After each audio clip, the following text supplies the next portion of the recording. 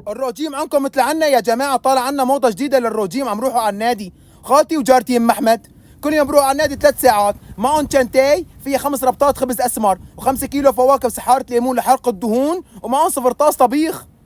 تقولي عسكري منشق يا ابن الحلال، مو هيك؟ وكل ما يروحوا على النادي ويرجعوا خالتي ام احمد بتجمع النسوان الحاره كلياتهم وبتعلمهم الحركات. ام احمد ما في اشطر منه وكلامها كله تحفيزي. لا تسمعي كلام جوزك، انت نصف المجتمع، في مساواه. اما ابراهيم قربي لعندي وقفي قدامي، عندك صفاح زايد اعملي الحركه هي، 1 2 3. ايش في ام احمد؟ ارحميني يرحم ابوكي. وام احمد لو تشوفوا كرشه يا جماعه شاط للركب، يعني العده كلها مختفيه. ابو احمد 20 سنه ما هو شايف العده. واجاني جاري ابو احمد يا جماعه معصب، زلمه سبعيني اخر عمره، قال لي يا جار في شيء مو طبيعي.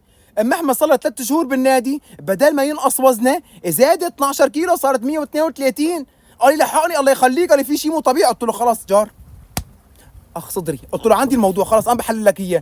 بدي اروح على النادي اشوف ايش فيه يا جماعه. ورحت لكم على النادي واتنوق من الشباك واشوف لكم خالتي يا جماعه وانصدم، بحضنها ضمه ملوخيه وعم تورق وعم تعلم البنات انت بتورقي هيك، انت شعرك مفلوت وعم تورقي ما بيمشي الحال، بهر الشعر في الملوخيه بتنزع الملوخيه، عم تيبس يا جماعه ايش فيه. واطلع على جارتي ام احمد واشوف لكم اياها عامله تنكه قهوه وعم تبصر الفنجان بدولار للصبايا الفرافير، عم تبصر لهم. اي نعم، وعيونها هي بقراب من بعضهم مثل بعصة العجين، عامله هيك. انت عندك سمكه رزقه، وانت عندك طريقين، وانت في عندك ولد عم شخ يعني عريس.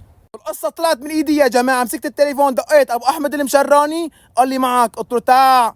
اجى ابو احمد يا جماعه وقف معي على الشباك وصار يتامل، شاف وحده لابسه في زون ضيق